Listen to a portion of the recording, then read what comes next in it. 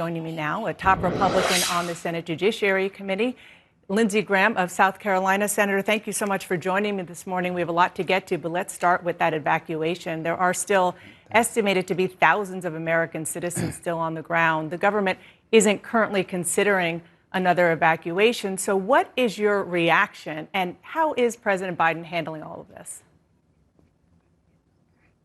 Well, I appreciate the effort to get our folks out of the embassy that serve over there. The military did a very successful operation. Yeah, I'm worried. You got thousands of people in the middle of a civil war, and have we been late about sort of telling them to leave?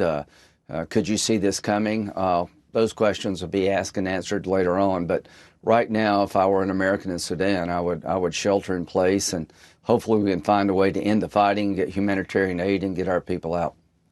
Let's turn to the fight over abortion rights, Senator. You've been a leader on this issue. Just before the midterm elections, you proposed legislation to ban abortion nationwide after 15 weeks, with some exceptions. On Friday, the Supreme Court ruled that mifepristone will continue to be accessible to Americans. Did the court get that right? Yeah, I think what the court's going to do is send it back for a little more evaluation. But the issue was the drug lawfully approved? Did the FDA follow its own procedures?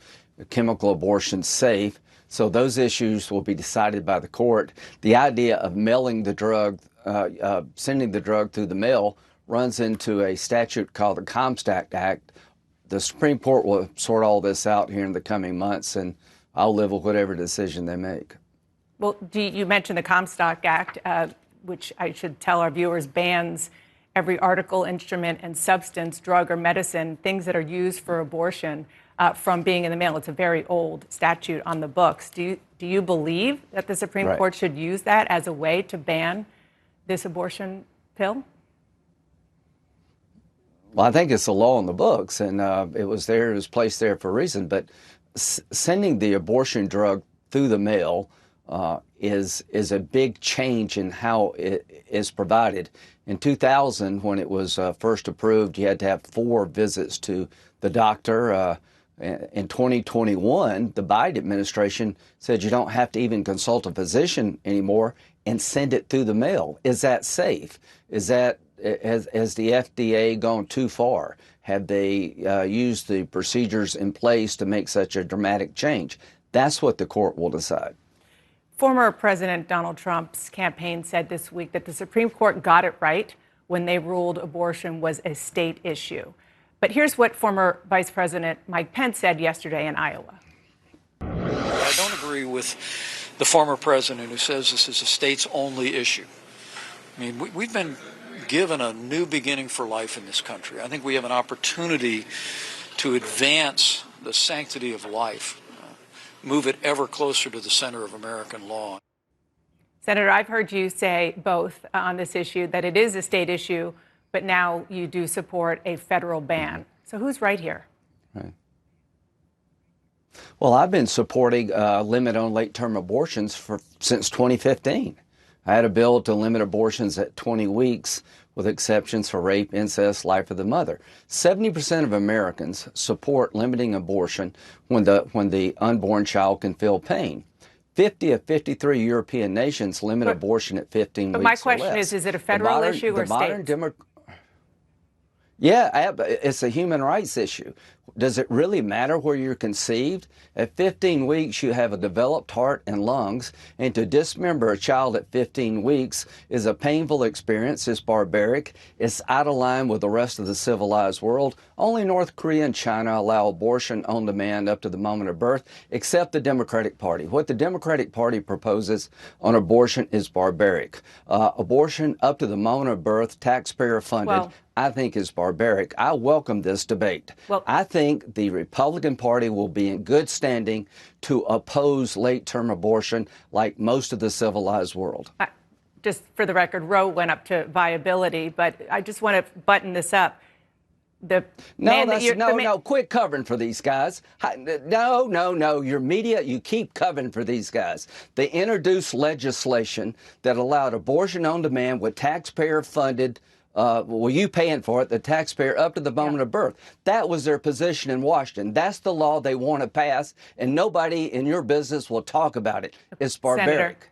Senator, I'm not covering for anybody, and you know that. And when I have Democrats on, and I've had Democrats just on, report the facts. I have asked all of them about their position on where they believe this issue should be. My question for you, sir, is about President Trump, who you've endorsed to be president again. Is he right in saying that this issue should be a state's issue?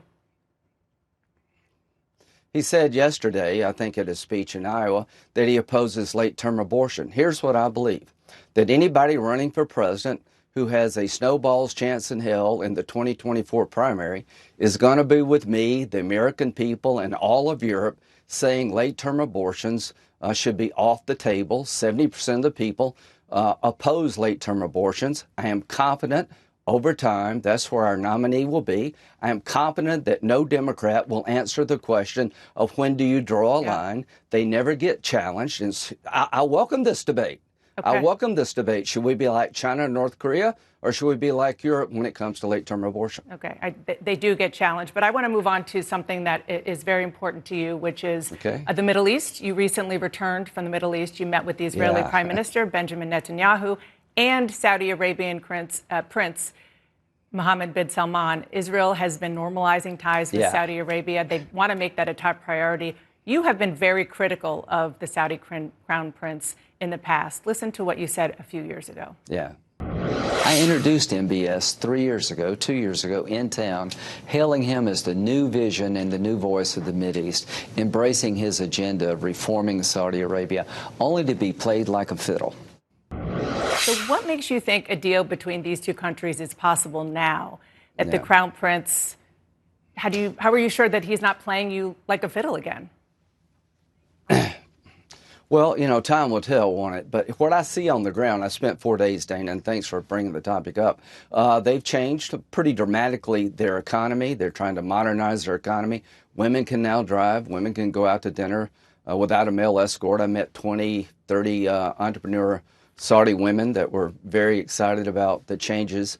Also went to Israel, and here's why I went. The Biden administration is trying to build on the Abraham Accords started by President Trump, and the biggest prize, for lack of a better word, would be to get Saudi Arabia to recognize Israel and vice versa. And the Biden administration is trying to do that, and I want to help them. I think the Biden administration is right to want to normalize relationship with Saudi Arabia based on the changes I see, and eventually have Saudi Arabia and Israel recognize each other, which would be the end of the Arab-Israeli conflict. It'd be the biggest change in the Mideast in modern times, and I want to help President Biden and the parties do that if we can.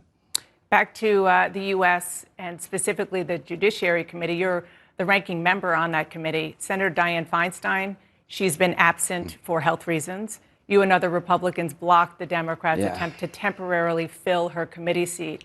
If she resigns, isn't just absent, but actually resigns from the Senate, will you allow this committee seat to be filled? Yeah, if she resigned, I would make sure that whatever we did in the past when members resign would be followed. As to Senator Feinstein, she is a wonderful person. She's been a very effective senator. I hope she comes back. We had Mark Kirk out for 4 months. No Republican asked that his seat be temporarily filled. This is about 4 or 5 judges. They can't get out of the committee.